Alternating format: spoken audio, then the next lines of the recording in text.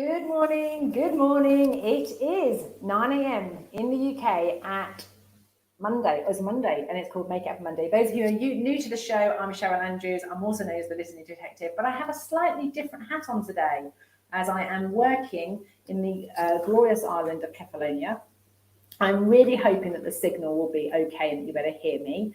Those that are new to the channel, we're here to help you achieve success without stress by sharing stories, strategies, and asking questions that will inspire you to listen to your own inner wisdom. And today is no different. We are talking about emotional overwhelm. And I've got my floppy hat on because I'm keeping myself in the holiday mode. However, last week we talked about diary overwhelm. So if you haven't watched that episode, please go back and have a look at that episode. It's on YouTube, it's on LinkedIn Live, and it's also on Facebook Live on Step by Step Listening. And we talked about, when you look at your diary and you just feel overwhelmed, it's like you can't see any space in it.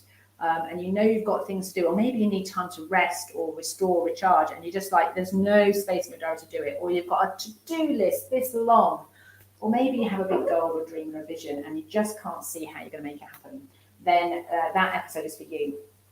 Today, we're focusing on emotional overwhelm. What is it? Where does it come from? And 3 things that I use with my clients and myself to help manage overwhelm. So I hope that's of use to you, and I look forward to going through that with you. And I'm just noticing a little bit of sort of anxiety going on because I just heard the door click, and I think perhaps the cleaner who was in just before me didn't necessarily shut the door. So hopefully we won't have any new arrivals coming in on the show this week. Are you ready, Captain Corelli, Mandolin? Yeah, absolutely. I've been to that bay. It's absolutely gorgeous. It's stunning. I'm very privileged and lucky to be to have the opportunity to have come to this island for the last 5 years. Well, this is my 5th visit. We missed one. So over the last 6 years, I've been every 5 out of 6 times. So good morning, Suzanne. It's lovely to have you here. I'm going to take my hat off though, because actually in the room, in my apartment, it's a little bit warm with that on, as much as it does its job to protect me from the sun.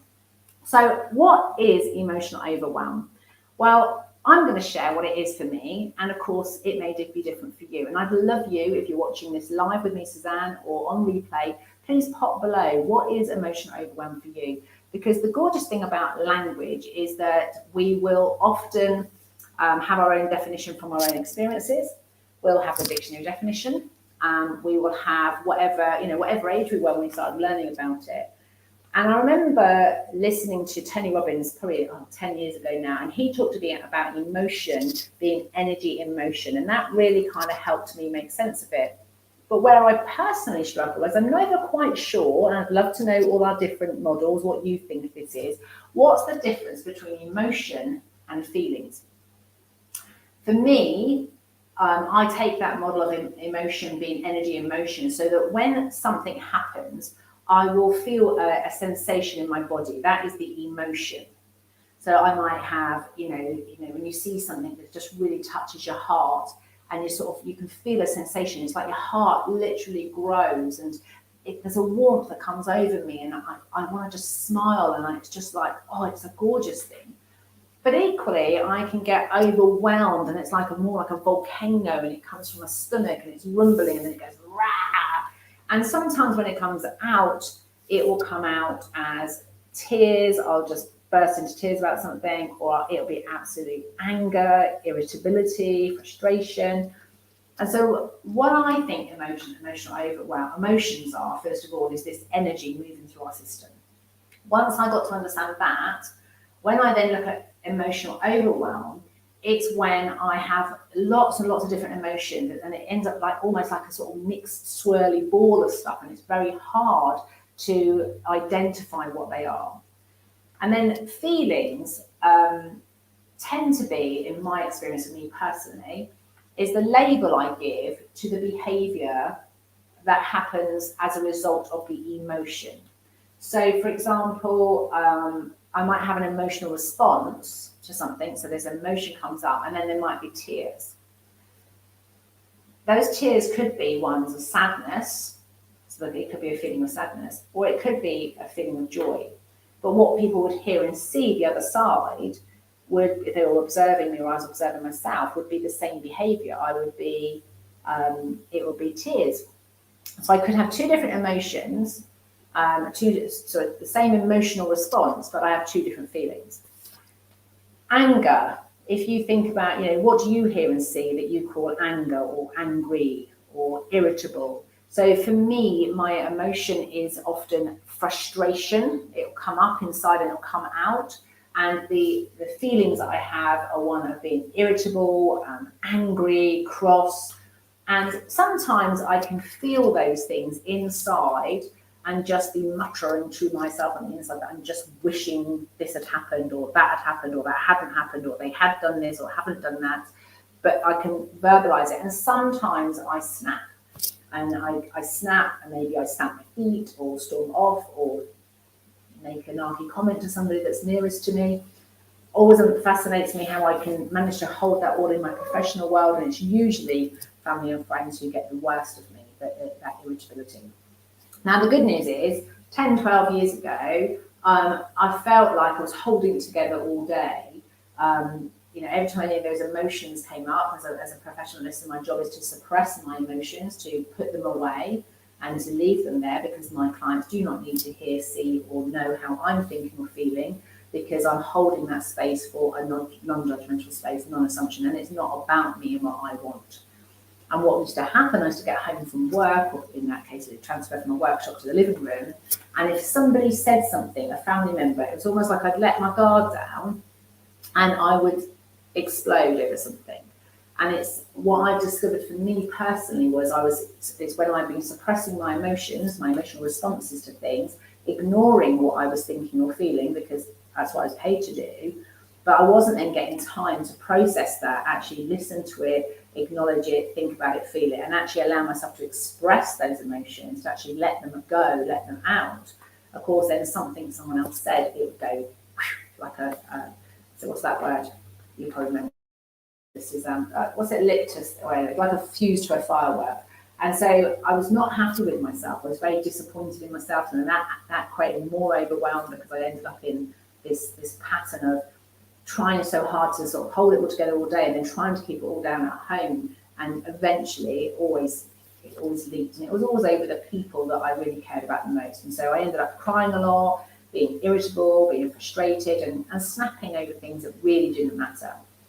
And so for me, emotion is this energy emotion, and often we can learn to push it away, push it down. But what I've learned over the years is that if we don't know how to expel it or express it, how to release that emotion, it gets trapped in our bodies, and then either we do explode because something's like the straw that broke the camel's back, or we get ill. And we get headaches or stomach aches or more serious illnesses, which force us to stop, take a break, and sort of almost like listen to and catch up with ourselves. So for me, that's what emotional overwhelm is. And where it comes from will be unique to each one of us. And what works for me is to, first of all, understand what it's like. So I knew that I had this sort of volcano that would come out with nasty words or shouting or slamming doors and being irritable. Not behaviour I'm proud of, by the way, but the reality is that we're human and these things happen. And then I'd have floods of tears. I'd have no language. I would just crumble and be in tears, and it would all feel a bit like hopeless and like there was no hope. But because I'm very determined and very proactive, and I like to be independent, and I don't like to feel like that, I often used to pick myself up. But of course, what I now realised I was doing was just pushing it back down again, making myself stay strong and going, right, okay, what would and doing something about something. And sometimes it was just doing stuff to distract myself. Sometimes it was doing something that made me feel better. But I hadn't really dealt with the other things. So of course, what happened is then another thing happens and it all comes out again. And then you feel like you're constantly irritable, constantly tired, constantly snappy with the people that you love the most. So for me, where it comes from is that I'm experiencing an emotional response to something, and I don't understand it, or I consciously or unconsciously decide it's not appropriate to express it right now. And it's really valid that sometimes, you're at a funeral and something that's been said that makes you laugh, it's not deemed etiquettical or correct or honouring or respectful of the grief or the bereavement that's going on. for you to start laughing in that moment. So you suppress it. And equally, when everybody's really happy and they're celebrating something and you feel grief, beyond grief, because it's now reminded you of something you haven't got or things you used to have, we often will suppress it. And that isn't, I personally, people talk about not doing that, but I think there is a time and place when we're in a professional environment, when we're working, maybe it's not the right time or place to do things. So for me, where it comes from is that we have this suppressing process. We suppress it and go, this is not the right time. But then what happens is we don't create the time. And sometimes because we don't like those feelings, or we don't understand them, or we don't think, the way that they make us behave, we think it's inappropriate, it's not correct, we try to avoid them, try to push them aside, push them away, and pretend it's not happening. But of course, it then builds up. And a bit, if it's energy, it's literally like it builds up and builds up and builds up until eventually you cannot hold it in your system any longer. So that is, for me, is emotional overwhelm, and that's where it comes from. Suzanne's got, I've never really put a label on it. I can really relate to a lot of the comments today. The power of now helped me hugely. Please tell me more about that. What kind of power of now is that? What would I hear and see? And, what would I need to be doing in order to have the power of now? Tell me more about that. That would be great. So what's worked for me, and it is sort of about being in the present tense, is three things. First of all, taking a time out to think about the process. What was happening just before I explode or I end up in tears? What's happening just before that? And what's happening just before that? And learning to track the process. What's the series of activities? And what I've come to learn about myself is that I can suppress and I can suppress and I can suppress. But if I do it too often and too much, it's like, either if it's a really big thing, that's really upset me, like a devastating grief or something that's really not, I haven't been able to express it. But equally, if something's really great and really good, and I haven't been able to express it, there's a period of time where eventually it's sort of the process seems to be that I can hold it for a certain period of time, and I seem to be able to do it. I can do it with one thing, I can do it two, but when I get to the third thing seems to be that three is too many. So I can do it once, I can do it twice, but three, it really starts to strain my system and I find it difficult to keep it in. Now, if you put those three things close together, like read something on social media, hubby says something, I think something, and I have three different emotional responses like within 3 minutes, then it can happen very quickly. And other times it's the three things. I could have one that happens on the 1st of the month, one that's on the 15th of the month, one at the end of the month. And although they're days and days and hours apart from each other, if I haven't expressed them, I've kept myself busy all the time, it will be the third thing is the thing that tips me over the edge. Now, part of that is because the brain is hardwired to do pattern spotting. And if it feels that once something's not worked and that's it, that's just once, okay. Happens twice, it goes, oh, well, maybe this is a coincidence. But if it becomes 3 times, your brain's going, oh, it's a bit of a pattern. So your own survival system goes, so I'm not unusual in it being 3. I've got some clients, though, where they can actually, it's 8 before they even notice it or it bothers them. And for other people, they're more sensitive and it only happens to happen once and it becomes an issue for them. So you will be unique in yourself in that way. But actually understanding that you will have your own patterns, you have your own process, it's a series of things that happen before you have emotional overwhelm, and you'll have your own patterns. So your patterns might be the number of things or the number of times it happens. Your patterns could be certain beliefs. Now, for me, one of the big things that will create overwhelm for me is if I think I've done something wrong. So even after all of these years of personal development, 12 years ago, if I thought I did something wrong, I'd be in tears. It was almost like I'd go flight, fight, or freeze. I'd be like, oh my God, I'm in survival state because I've got it wrong. And I'm going to be, my life is threatened. Now I could just get a little wave and I go, oh, that's my I've got it wrong button. And it doesn't impact me emotionally as it did. And it doesn't it's like before, it was like a tsunami, washed me off my feet. Now, it's just a little bit of a sort of a smoothing over my body and a sensation. I'm kind of aware that, oh, I think I got that wrong. Did something to upset that person, or it didn't work for that person. So you can have patterns in terms of numbers, you can have patterns in terms of beliefs. So you hear or see something, you have a belief about it.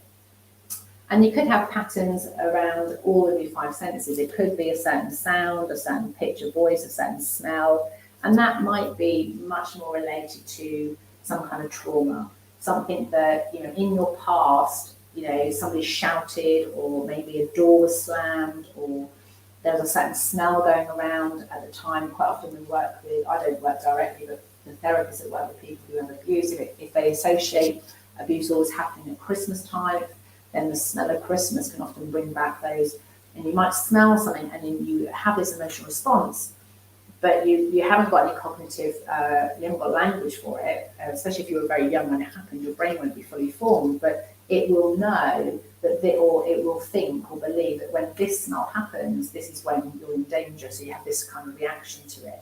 So patterns can be like numbers, it can be beliefs, but it can also be trauma.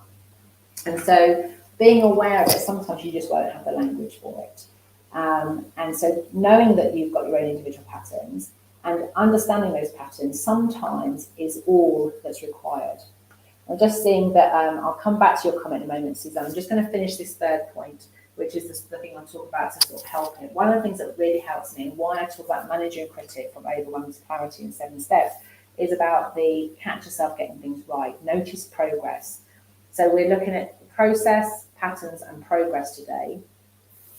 When you know your progress, if you know, let's say I was a sort of, it used to hit me like a tsunami, and now it's just like a warm wave of, oh, that didn't go down so well, they weren't happy with that. There's, you know, noticing maybe the first time the tsunami wave came over, I was completely, like someone has hit me in the stomach and I'm completely winded and I can't speak and I'm frozen and I don't know what to do and I'm just a snotty in tears. Maybe the next time I am knocked off my feet, I'm snotty tears, but I'm kind of now conscious of what's happening and I'm okay about it. I've got some language around it. And maybe the next time I've got hold of something and the wave hits me, but I don't fall over. And then eventually the waves get smaller and smaller and smaller, and eventually it's just this sort of warm wave rather than water that drowns me, just a warm sensation that comes through me. And noticing those changes in progress is where you start to train your brain to notice new patterns and to start to notice the new process. Because invariably, which I think is where coming back to what you're talking about, Suzanne, the reason we can get the emotional overwhelm now is because our body and system is often tracking patterns over our lifetime and is reacting to what is either it has not worked before in the past or is anticipating it's not going to work for you, and it's creating this emotional response to make you aware of it.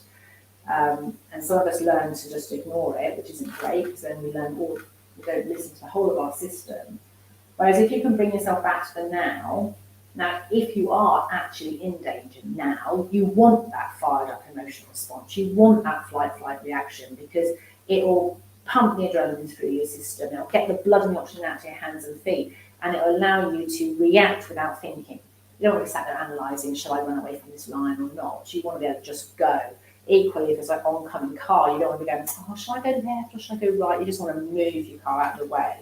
So you do want times when you're in flight or freeze where you need to be able to react quickly and respond without that sort of cognitive processing capacity. But it ain't great if right now you're not really in danger. It's just that somebody has said something. In my case, maybe it's the third thing that someone has said or done to say that I'm wrong. And now I've had 3 things that I'm wrong at, and it creates this feeling of like, oh my gosh, you know, I'm in danger. By bringing myself back to the now and recognising the only thing I got wrong is I made tea instead of coffee. The only thing I got wrong is I didn't close that sale, so I didn't get a new client right now. The only thing I got wrong was I've got the times on the transfer over here wrong, and I didn't get the time zone right when I was trying to make a client call on Friday. Those are like, I can separate them all out and go, okay, so that was that one, that's this one. But right here, right now, I'm okay.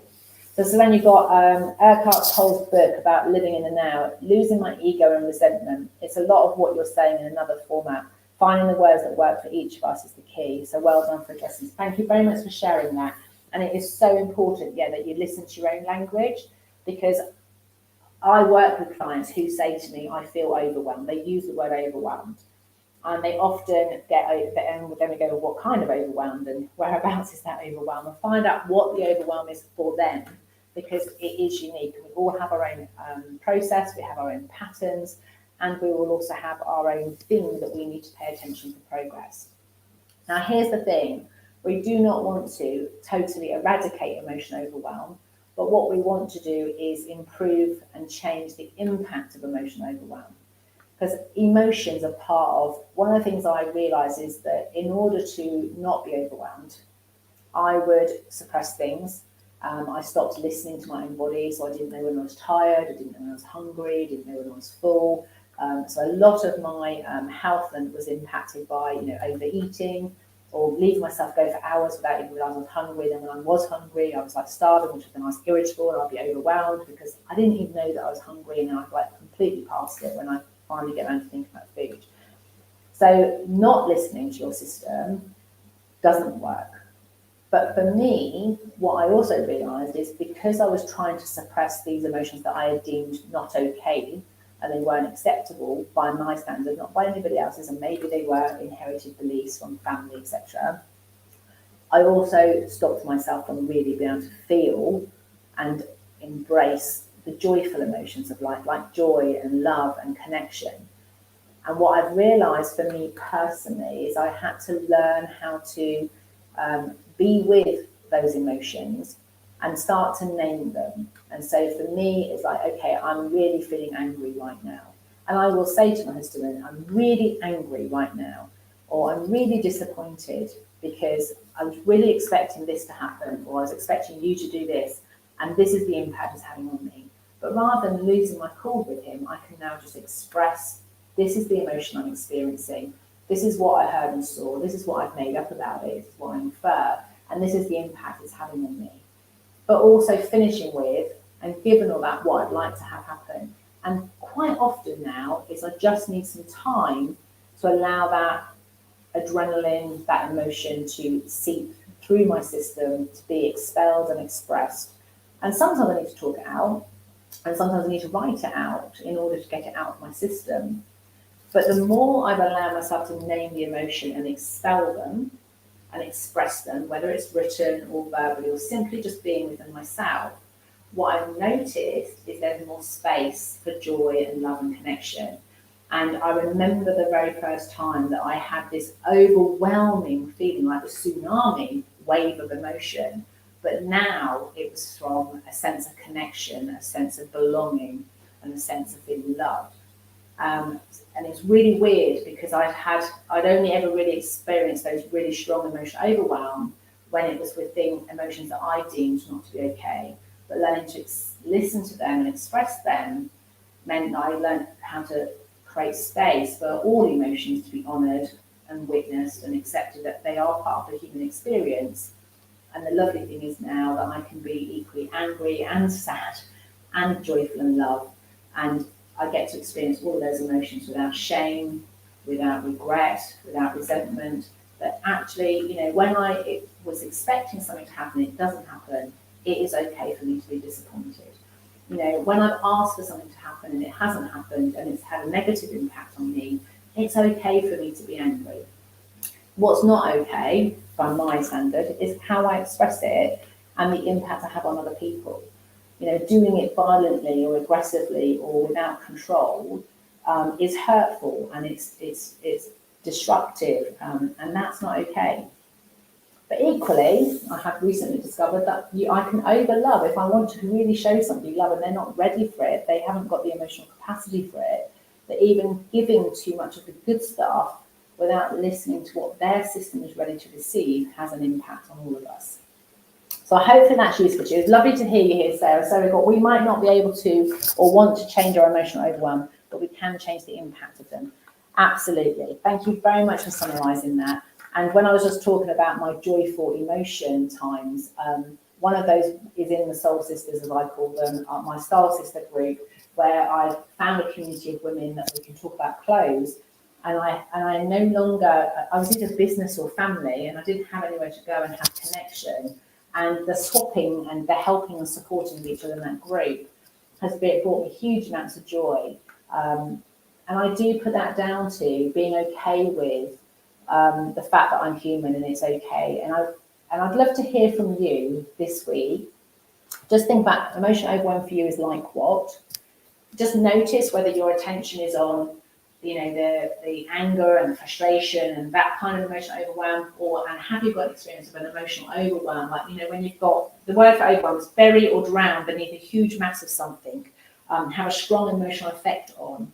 Does your system tend to focus on the emotional overwhelm that's not so good? The what people might call, I don't really believe they're negative and positive, but they can be destructive, the impact of them, anger and sadness and frustration, versus love and joy and connection. What kind of emotional overwhelm do you experience?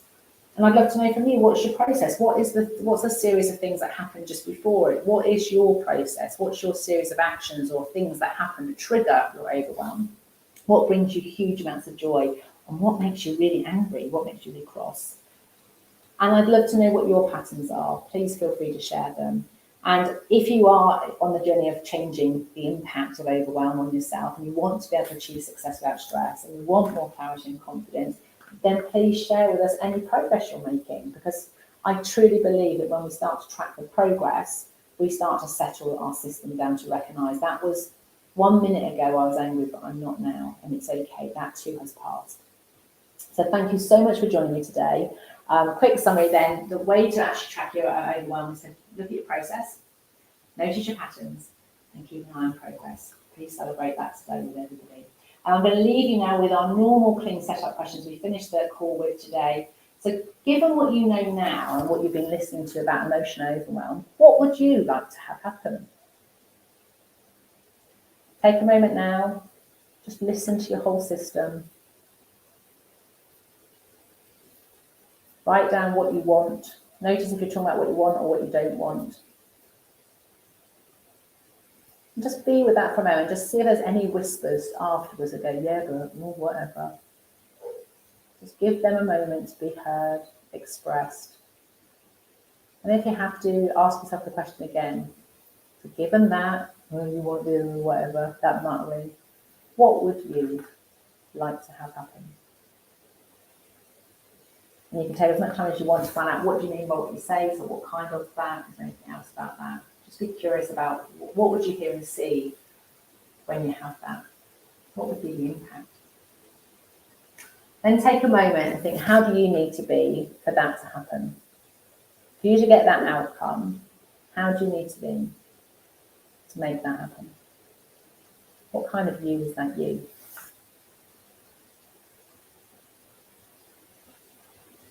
And last but not least, for you to be like that and you to get the outcome that you want, what kind of resource or support might you need?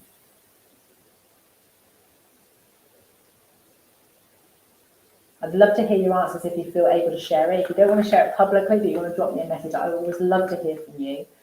Because one of the things I'd like to have happen is to get my YouTube channel up to 100 subscribers, so I can have a unique URL. I'm up to about 82 on the check last week. I'd really like some feedback and comments from you. I really, really appreciate those that have joined me live today, because one of the things that gives me lots of joy and I get that wave of emotion is when I know that me rocking up for half an hour while I'm away on holiday and doing a video has had a positive impact, when it's made a difference. Now, sometimes the impact is that it makes people feel uncomfortable, but they still get learning from it, and that's okay. So please, if you're in LinkedIn, please ring the bell and stay in touch with my posts. If you're on Facebook, please like the page, and if you're on YouTube, please subscribe. Have an amazing week. Next week I'm back and we're going to be talking about the cycles of overwhelm. And I'd love to know your stories. Email me, send me a thing, even if I use it anonymously so I can share them online. And if you've got anything else to do with overwhelm, any questions about overwhelm, what do you want to know, send them to me, because in this series we're going to talk about overwhelm numbers, words, cycles of overwhelm, and we're going to do a little bit about trauma and time at the end to wrap up. So if you've got anything else about overwhelm that you'd like to know, please send your questions in to me and I'll do my best in this series to answer those questions for you. Have an amazing week. I look forward to seeing you all soon. just going to take that off before I forget, and I'm going to leave you with our outro music. See you soon.